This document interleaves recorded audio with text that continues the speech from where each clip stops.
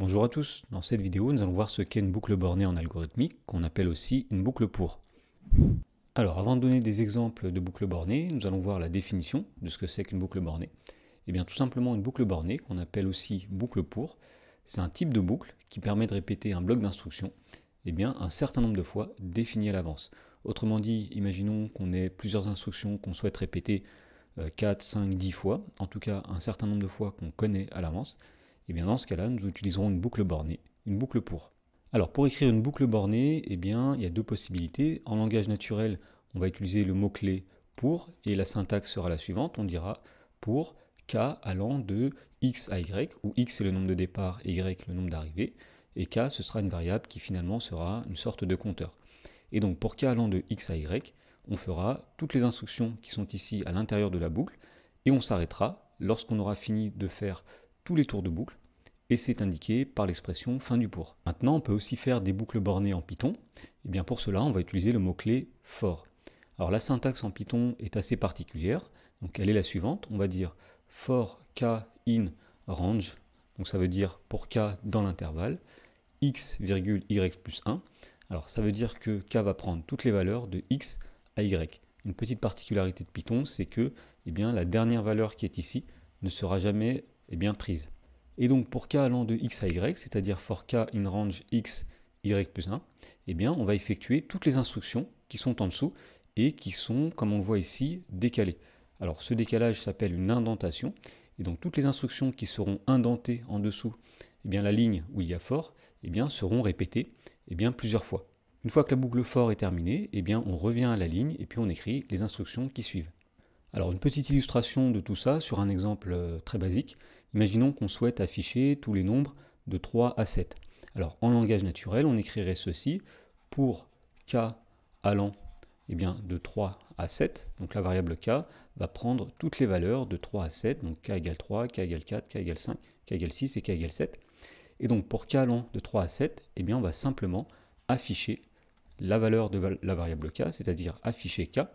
Et une fois que k aura parcouru toutes les valeurs de 3 à 7, la boucle se terminera et le programme sera terminé.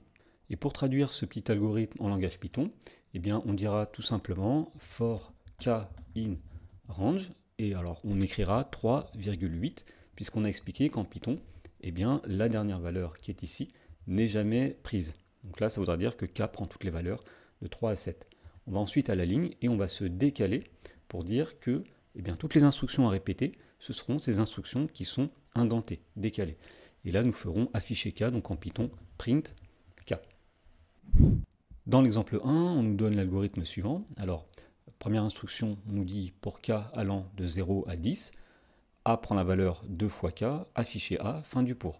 Autrement dit, nous allons répéter ici les deux instructions a prend la valeur 2 fois k et l'instruction afficher a. On va les répéter jusqu'à ce que la variable k aille de 0 jusqu'à 10. Dans la première question, on nous demande de traduire cet algorithme en langage Python. Alors pour cela, on va tout simplement traduire chaque ligne.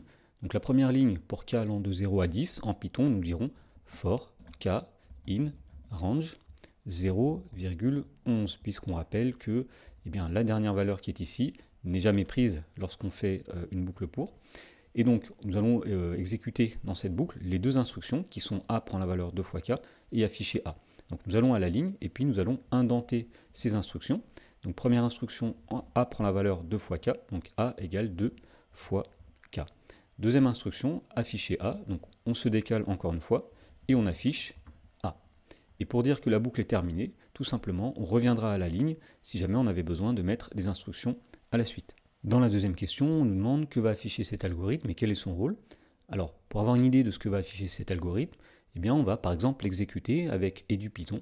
Voilà, donc on a copié le programme dans edupython, et lorsqu'on exécute, nous voyons dans la console que les valeurs 0, 2, 4, 6, 8, 10, 12, 14, 16, 18 et 20 ont été affichées. Alors, si on veut comprendre pourquoi ce sont ces valeurs-là qui ont été affichées, il suffit simplement de suivre l'algorithme pas à pas. Alors nous avons ici pour k allant de 0 à 10. Ça signifie que successivement k vaudra 0, premier tour de boucle, donc les deux instructions ici vont être exécutées.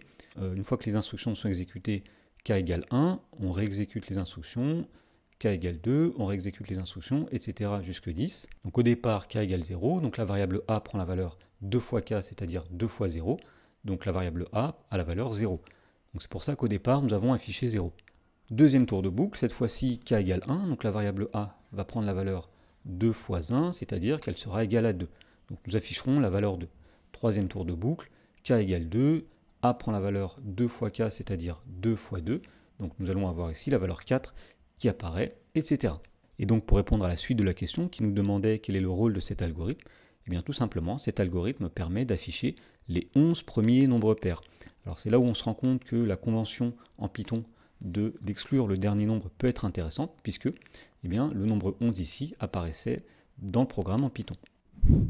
Dans l'exemple numéro 2, on nous demande d'écrire en langage naturel, puis en Python, un algorithme qui permet de calculer la somme de tous les nombres entiers de 1 jusqu'à 20. Alors pour faire cela, on va utiliser une variable grand S qui va représenter la somme de tous ces nombres entiers. Alors au départ, la variable grand S vaut 0. On n'a encore ajouté aucun nombre. Ensuite, nous allons effectuer une boucle pour, et nous dirons, pour k allant de 1 jusqu'à 20, eh bien, à chaque étape, la somme recevra l'ancienne somme plus le nombre k qui, lui, ira de 1 jusqu'à 20. Et donc la boucle pour s'arrête ici. Donc par exemple, au départ, donc S vaut 0. Premier tour de boucle, k égale 1. Donc la nouvelle somme qui est ici, eh bien, ce sera l'ancienne somme qui vaut 0 à ce stade, plus le nombre k qui vaut 1. 0 plus 1, ça fait 1. Deuxième tour de boucle, k prend la valeur 2. Donc la somme va devenir l'ancienne somme qui valait 1, plus le nombre k qui vaut 2, c'est-à-dire 3, etc., etc. Et si on souhaite mieux comprendre comment fonctionne cet algorithme, on peut toujours utiliser un tableau dans lequel nous allons mettre les variables k et s. Et dans ce cas-là, nous allons suivre pas à pas l'algorithme. Donc au départ, la variable k eh bien, n'est pas déclarée, donc on ne met rien dans la case qui correspond à k. La variable s, elle vaut 0. Premier tour de boucle, k prend la valeur 1. Donc ici, nous mettons 1. Et la variable s va prendre la valeur s plus k.